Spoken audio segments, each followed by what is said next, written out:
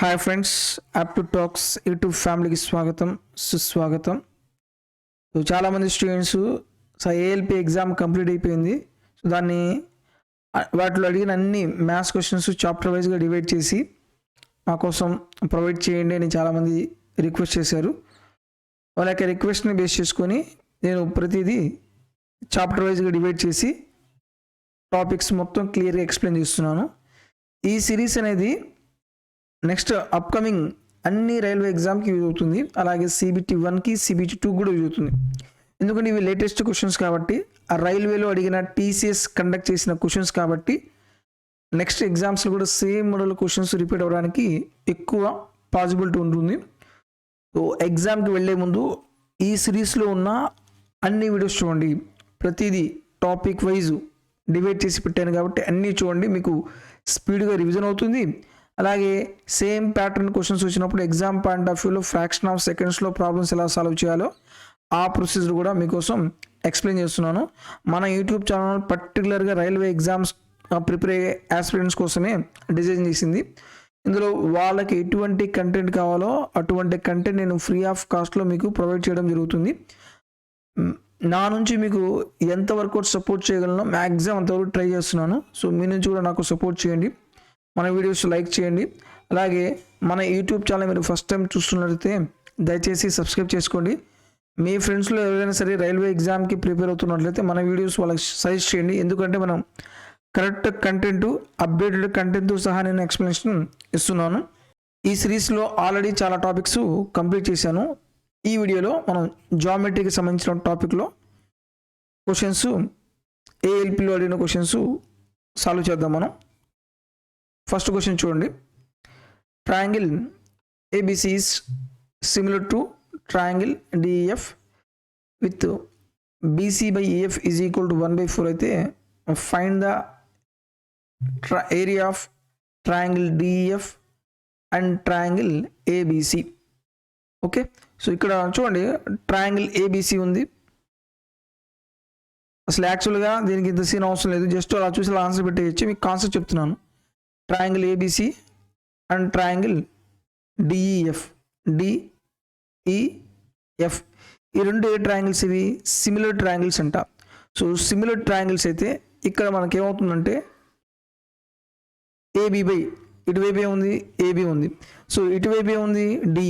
AB by DE is equal to BC by ఏమవుతుంది? EF. ఇవన్నీ equal అవుతాయి అన్నమాట. అలాగే AC by DF is equal two sides ఈక్వల్గా ఉంటాయి. అలాగే ఫర్ ఎగ్జాంపుల్ ఈ హైట్ H1, ఈ హైట్ H2 అనుకో, H1 బై H2 కూడా ఈక్వల్ అవుతుంది. సైడ్ రేషియోకి హైట్ రేషియో ఈక్వల్ అవుతుంది. అలాగే పెరిమీటర్ ఉంటే పెరిమీటర్ కూడా ఈక్వల్గా ఉంటాయి. ఒకవేళ ఏరియా అనుకో, అప్పుడు మనం ఏం చేయాలి? వీటిని మనం స్క్వేర్ చేయాలి. ఏం చేయాలి? ఫర్ ఎగ్జాంపుల్ ఈ సైడ్ ఇచ్చాడు, ఏరియా కనుక్కోమంటే ఏం చేయాలి? AB by DE whole square అవుతుంది. ఈ ప్రాపర్టీ గుర్తుపెట్టుకుని ఇక్కడ వాడేమన్నాడు మనకు? BC by EF. BC by EF అనేది 1/4 అయితే వాళ్ళ యొక్క ఏరియాస్ ఏమవుతాయి అంటే జస్ట్ ఏం చేయాలి? మనం జస్ట్ స్క్వేర్ చేయండి, అంతే సరిపోతుంది. 1/4 whole square that is equal to 1/16. Option B is correct. ఇది సిమిలర్ ట్రయాంగిల్స్ యొక్క ప్రాపర్టీ అనమాట. ఇందులో అన్ని సైడ్స్ ఈక్వల్గా ఉంటాయి. ఒక సైడ్స్ ఈ కంపారిజన్ అనమాట, ఈ సైడ్ ఈక్వల్గా ఉంటుంది. అలాగే వీటి యొక్క పెరిమీటర్స్, దీని యొక్క పెరిమీటర్ ఇలా ఉంటే సేమ్ రేషియోలో ఉంటాయి. ఓకే, సేమ్ రేషియోలో ఉంటాయి అనమాట. నెక్స్ట్ క్వశ్చన్ చూద్దాం. A regular polygon has 20 diagonals, then the number of sides of this polygon.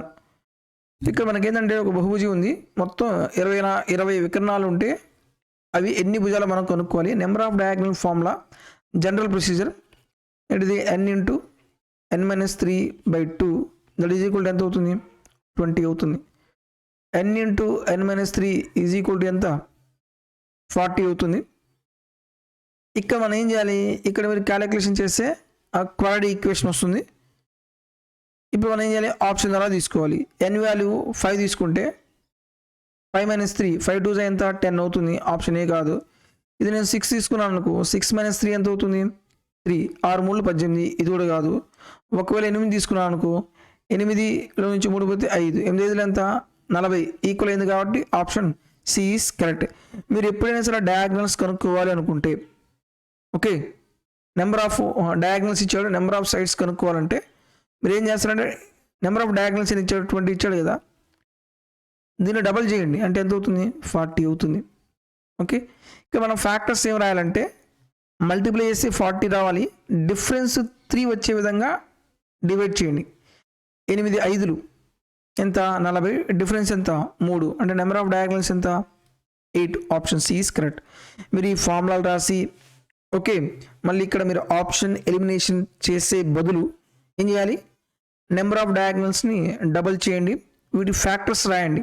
వీటి యొక్క ఫ్యాక్టర్స్ ఎలా ఉండాలి, మల్టిప్లై చేస్తే 40 రావాలి, అలాగే డిఫరెన్స్ ఎంత ఉండాలి 3 ఉండాలి. ఇది ఫిక్స్ అనమాట. మల్టిప్లై చేస్తే అక్కడ ఎంతైతే వాల్యూ అంత రావాలి, డిఫరెన్స్ మాత్రం కంపల్సరీగా 3 ఉండాలి. Next one, internal bisector of angle Q angle R of PQR meets at S if angle P is equal to 75 degrees then angle QSR is అన్నాడు. ట్రయాంగిల్ ఏంటిది PQR కదా, ఇది డైరెక్ట్గా ఫార్ములా ఉంది, internal bisector formula. First explain చేస్తాను. Triangle PQR. Next internal bisector of angle Q and angle R. So angle Q internal bisector అంటే ఏంది, ఈక్వల్గా యాంగిల్స్ డివైడ్ చేస్తుంది. ఇక్కడ angle Q and angle R ఎక్కడ మీట్ అవుతాయి అంట, ఎస్ దగ్గర మీట్ అవుతాయి. అయితే యాంగిల్ P ఇచ్చాడు ఎంత 75 ఇచ్చాడు. అయితే యాంగిల్ QSR ఇది మనం కనుక్కోవాలి.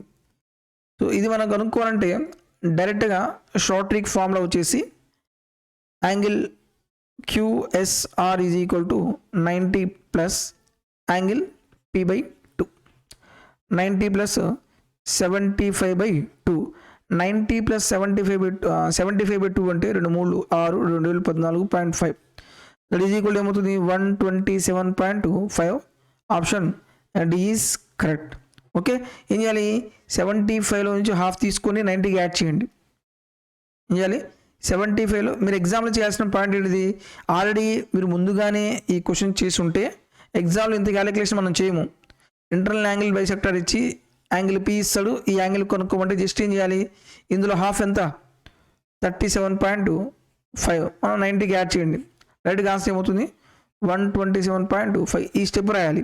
Okay, next one, in the quadrilateral JKLM the measure of the angles JKL and M are in the ratio of 2:3:5 5:6 in the quadrilateral is అన్నాడు. ఇక్కడ మనకు మొత్తం క్వాడ్రిలేటరల్ యాంగిల్స్ యొక్క రేషియో ఇచ్చాడు. అయితే ఇది ఏం క్వాడ్రిలేటరల్ మనం కనుక్కోవాలి. ఇక్కడ మీరు జాగ్రత్తగా చూడండి, ఇక్కడ 4 ఆప్షన్స్ ఉన్నాయి, ఒక్కొక్క ఆప్షన్స్ మనం ఎలిమినేట్ చేద్దాం. ఇక్కడ మీరు మొత్తం 4 రేషియోస్ ఇచ్చాడు, ఒక్కొక్క యాంగిల్ కనుక్కొని ఇలా కంపారిజన్ చేయాల్సిన పని లేదు.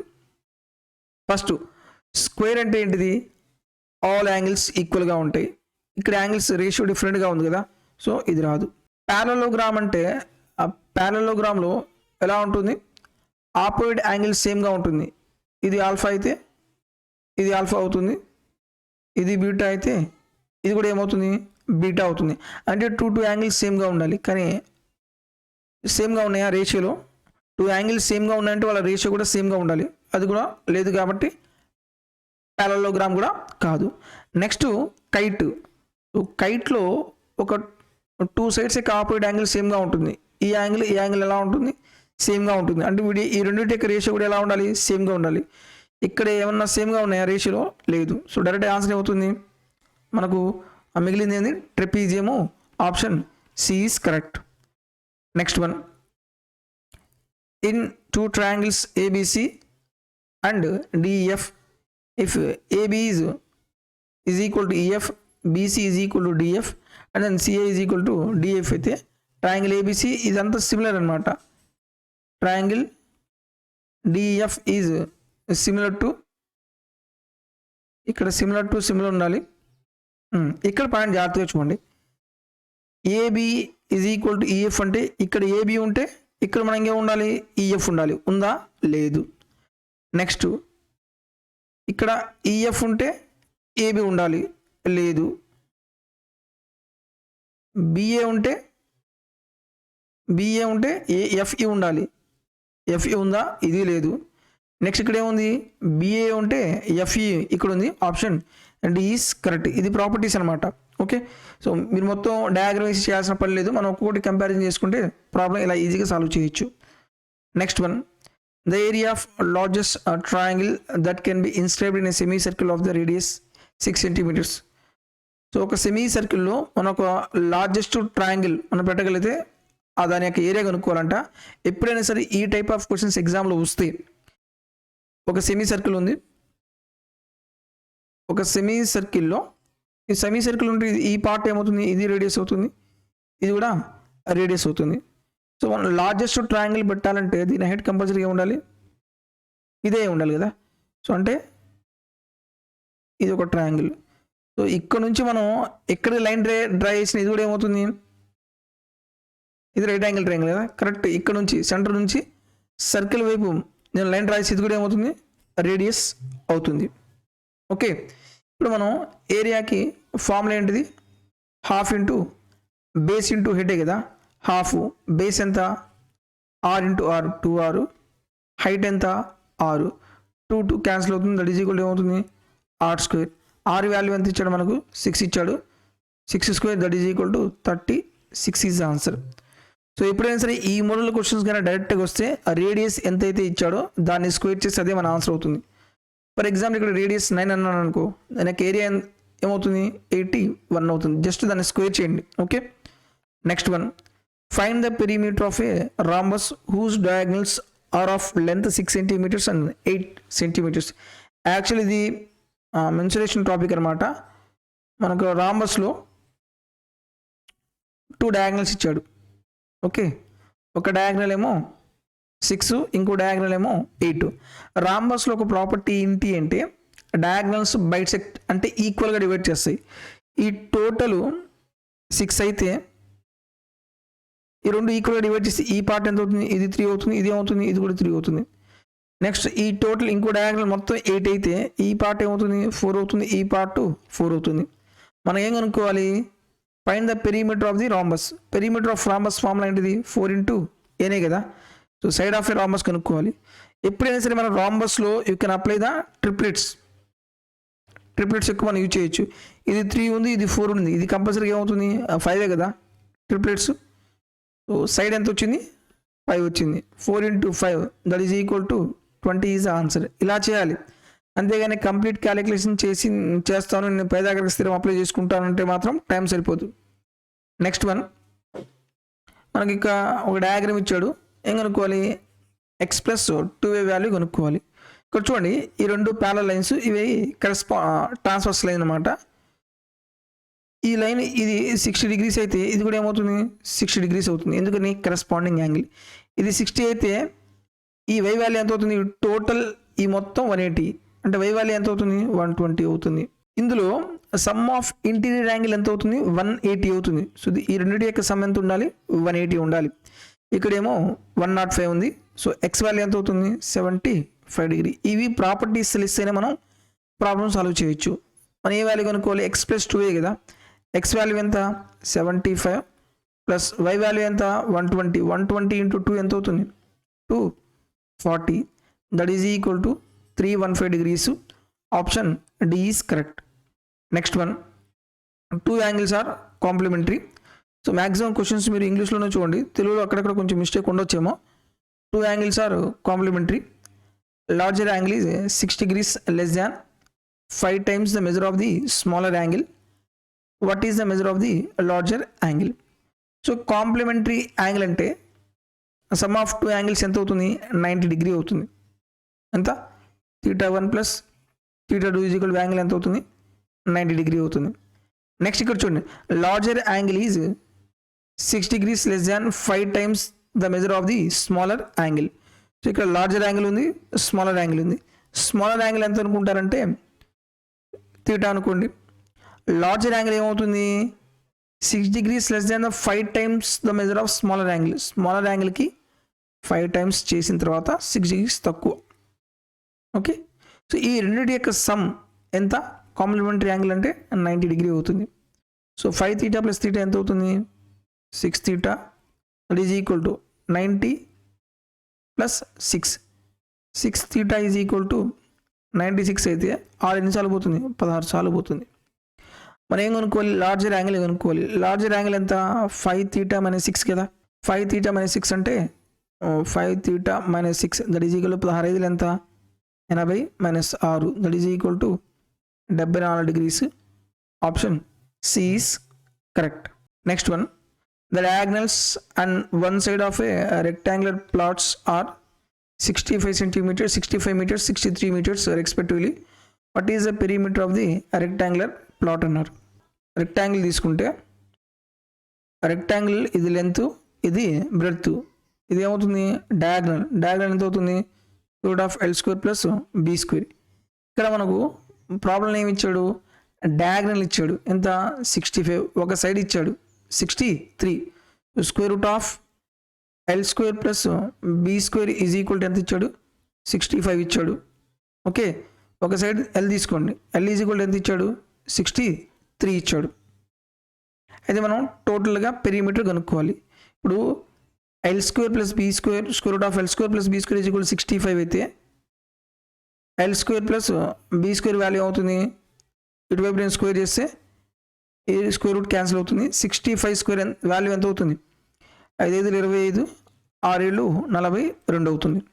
ఓకే, నెక్స్ట్ ఇది ఈక్వేషన్ 1 అనుకుంటే ఇందులో నేను L సబ్స్టిట్యూట్ చేస్తాను. 63 square plus B² is equal to 4225. 63 square ఎంత అవుతుంది? 3 3 9, 3 18, 36, అలాగే 6 36, 39. So B² is equal to ఎంత అవుతుంది? 4225 మైనస్ 3969 అవుతుంది. సబ్ట్రాక్ట్ చేస్తే 15లో నుంచి 9 పోతే ఎంత? 6. 11లో నుంచి 6 పోతే ఎంత? 5. 11లో నుంచి 9 పోతే ఎంత? 2. B² ఈజ్ ఈక్వల్ 256 అయితే B ఈజ్ ఈక్వల్ ఎంత అవుతుంది? 16 అవుతుంది.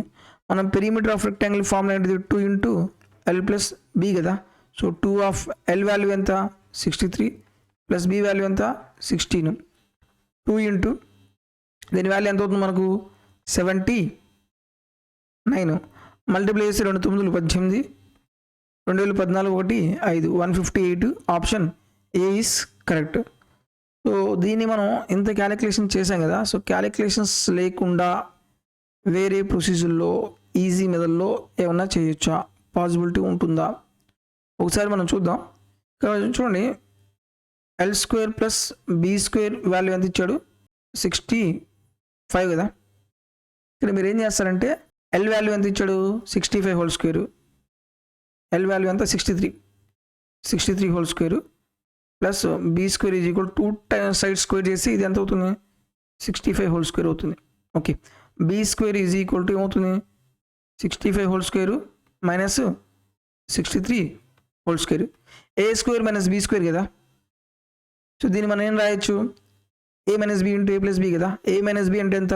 2. A ప్లస్ B అంటే ఎంత వస్తుంది? 65, 63, 128. సో B² వాల్యూ ఇది. సో ఇది మనం మల్టిప్లై చేసి ఎంత వస్తుంది? 256 అవుతుంది B² value. B is equal to 16. Okay, so ఇక్కడ నేను క్యాలిక్యులేషన్ ఏమి చేయలేదు. ఇక్కడ ఏంది? 65 స్క్వేర్ కనుక్కోవాలి, 63 స్క్వేర్ కనుక్కోవాలి. ఇది లెంగ్తీ అవుతుంది, బట్ ఇది easy process. Next question, when there are two parallel lines cut by a transfer, which of the following is true? ఒక 2 parallel lines ఉన్నాయంట. ఈయన ఒక ట్రాన్స్ఫర్ లైన్స్తో కట్ చేశాడు. ఈ కింద 4 ఆప్షన్స్ ఇచ్చాడు. ఈ 4 ఆప్షన్స్లో ఏది కరెక్ట్ మనం కనుక్కోవాలి. కరెస్పాండింగ్ యాంగిల్స్ ఆర్ ఈక్వల్, ఇది కరెక్టే. కరెస్పాండింగ్ ఇది థీటా అయితే ఇది కూడా ఏమవుతుంది? థీటా అవుతుంది. కరెస్పాండింగ్ యాంగిల్స్ అనేవి ఈక్వల్, ఇది కరెక్టే. Next, alternate interior angles are supplementary. Supplementary అంటే ఏంటిది? 180 డిగ్రీ. ఇక్కడ ఆల్టర్నేట్ యాంగిల్ అంటే ఇప్పుడు ఇది ఎక్స్ అనుకోండి, దీనికి ఆల్టర్నేట్ ఏమవుతుంది? ఇది కూడా ఏమవుతుంది? ఎక్స్ అవుతుంది. ఈ రెండు ఈక్వల్గా ఉంటాయి కానీ సప్లిమెంటరీ అవుతాయా? సప్లిమెంటరీ కాదు. Next consecutive angles on the same sides of the transversals are equal. Consecutives angles on the same sides of the transverse are equal. Alternate interior angles are equal. వాడేమన్నాడు alternate interior angles are equal అన్నాడు. So ఇది interior కదా, alternative ఇది interior angles, ఈ రెండు ఈక్వల్, correct. So option D కూడా కరెక్టే. సో మన ఆన్సర్ ఏమవుతుంది A and D option C is correct. Next one, if a regular polygon has 65 diagonals then the number of sides this polygon has. Already చెప్పే కదా, ఇక్కడ జనరల్గా మనం ఏం రాస్తాం, number of diagonal short trick formula రాస్తారు, n into n-3/2 that is equal to ఏంటిది 65 రాస్తాము. n into n-3 is equal to ఎంత 130 రాస్తాము. ఇక్కడ నుంచి మనం ఏం చేయాలి, ఆప్షన్స్ తీసుకోవాలి. సో ఆప్షన్ ఏ 12, ఆప్షన్ 12 - 3 ఎంత అవుతుంది 9, 130 వస్తుందా రాదు. 14 నుంచి 3 పోతే ఎంత వస్తుంది 11, 180 వస్తుందా రాదు. 13 - 3 ఎంత వస్తుంది 10, ఎంత 130. Option C is correct. Alternative ఏం చెప్పాను 65 ఇచ్చాడు అనుకో డయాగ్నల్స్, దీన్ని డబుల్ చేయండి ఎంత అవుతుంది 130 చేయండి. మీరేంది ఫ్యాక్టర్స్ మల్టిప్లై చేస్తే 130 రావాలి, డిఫరెన్స్ 3 రావాలి. రాయచ్చు 13 × 10. నెంబర్ ఆఫ్ డయాగ్నల్స్ ఏంది 13 ఈజ్ ఆన్సర్. హైయెస్ట్ నెంబర్ ఏదైతే ఉందో అది తీసుకోవాలి. Next one, the perimeter of a 2 similar triangles ABC DF 75 centimeters and 40 centimeters respectively. If BC is equal to 15 centimeters then the length of EF ఏదో మనం కనుక్కోవాలి. Already నేను క్లియర్గా చెప్పా కదా, పెరిమీటర్ రేషియో ఏదైతే ఉంటుందో length of the sides ratio కూడా సేమ్గా ఉంటుంది. సో ట్రయాంగిల్ ఏబిసి అలాగే ట్రయాంగిల్ డిఈఎఫ్ వాళ్ళ పెరిమీటర్స్ ఎంత, ఇదేమో 75 ఉంది, ఇదేమో 40 ఉంది. వీటి యొక్క రేషియో ఎంత 5 8 5 15. సో పెరిమీటర్ రేషియో 15:8 అయితే సైడ్ రేషియో కూడా ఏమవుతుంది 15:8 అవుతుంది. నెక్స్ట్ ఇక్కడ మనకి ఏ సైడ్ ఇచ్చాడు, బీసీ ఈజ్ 15 ఇచ్చాడు. బీసీ అంటే ట్రయాంగిల్ ఏబీసీకి సంబంధించింది కదా, సో ఇది ఏమైంది 15, ఇది 15 అయితే ఇది ఎంత అవుతుంది 8 అవుతుంది, 1 part. Option D is correct. Next one, in a quadrilateral PQRS with the sum of the measures of the angle, ఇది angle Q and angle S ఎంత ఇచ్చాడు 150 degrees, while the measures of the angles P and angle R in the ratio of 4:3, then the measures of angle R will be అన్నాడు. ఒక quadrilateral total మొత్తం angle ఎంత ఉంటుంది 360 ఉంటుంది. ఇందులో మనకి ఎంత ఇచ్చాడు, ఓ 2 యాంగిల్స్ ఇచ్చాడు 150 అంట, ఆ 150 తీసేయండి. ఇంక రిమైనింగ్ యాంగిల్ ఎంత ఉంది 210 degrees ఉంది. ఈ 210 degreesని పి అండ్ ఆర్ ఏ రేషియోలో డివైడ్ చేశారు 4:3 రేషియోలో. టోటల్ ఎంత, ఈ 7 parts అనేది 210 అయితే ఎవరి యాంగిల్ కనుక్కోవాలి యాంగిల్ ఆర్. 3 parts ఎంతో మనం ఫైండ్ అవుట్ చేయాలి. 7 ఎన్నిసార్లు పోతుంది 30 times, 33 ఎంత అవుతుంది 90 degrees. Option B is correct. Next one, if 2 interior angles on the same sides of the transfer intersecting 2 parallel lines are in the ratio of 2:3, then the greater of the 2 angles అన్నాడు. So ఈ part మీద చాలాసార్లు questions అడిగాడు. Same ఇప్పుడే 3 questions వచ్చినాయి అనమాట. 2 interior angles on the same sides of the transfer intersecting 2 parallel lines, ఈ 2 parallel lines ఒక ట్రాన్స్ఫర్ లైన్ కట్ చేసింది. ఈ రెండు యొక్క ఇంటీరియర్ యాంగిల్స్ సమ్ ఎంత 180 కదా. ఓకే, ఇది ఏ రేషియోలో ఇచ్చాడంట 2:3 రేషియోలో ఇచ్చాడు. 2:3 అంటే ఎంత 5 parts 180 అయితే గ్రేటర్ ఎన్ని పార్ట్స్ 3 parts ఎంతో మనం కనుక్కోవాలి. 5 ఎన్నిసార్లు పోతుంది 36 టైం పోతుంది. 36 × 3 ఎంత అవుతుంది 90, 108 ఇది డిగ్రీస్, ఇది 108 degrees. Option A is correct. చూశారు కదా, ఇవి జామెట్రీలో నుంచి ఏఎల్పిలో అడిగిన క్వశ్చన్స్ అనమాట. సో వీటి మీద క్వశ్చన్స్ అనేవి ఎక్కువ అడుగుతున్నాడు. ఈ పాయింట్స్ మీద జాగ్రత్తగా ఫోకస్ చేయండి. Interior angle, corresponding angles, alternate angles, అలాగే complementary angles, supplementary angles, internal bisector అయినప్పుడు ఫార్ములా ఏమవుతుంది, ఆర్థో సెంటర్ ఉంటే ఫార్ములా ఏమవుతుంది, అలాగే సర్కమ్ సెంటర్ ఉంటే ఫార్ములా ఏమవుతుంది, ఇవి క్వశ్చన్స్ అనేవి చాలా బేసిక్గానే ఉన్నాయి. ఆ ప్రాపర్టీస్ తెలిస్తే ప్రాబ్లమ్స్ అనేవి చాలా ఈజీగా సాల్వ్ చేయొచ్చు. సో వీడియో నచ్చితే దయచేసి లైక్ చేయండి. నెక్స్ట్ మీకు ఎటువంటి సిరీస్ కావాలో నాకు కామెంట్లో తెలియచేయండి. ఎక్కువ మంది ఏదైతే కోరుకుంటున్నారో ఆ సిరీస్ నేను స్టార్ట్ చేస్తాను. So thank you for watching.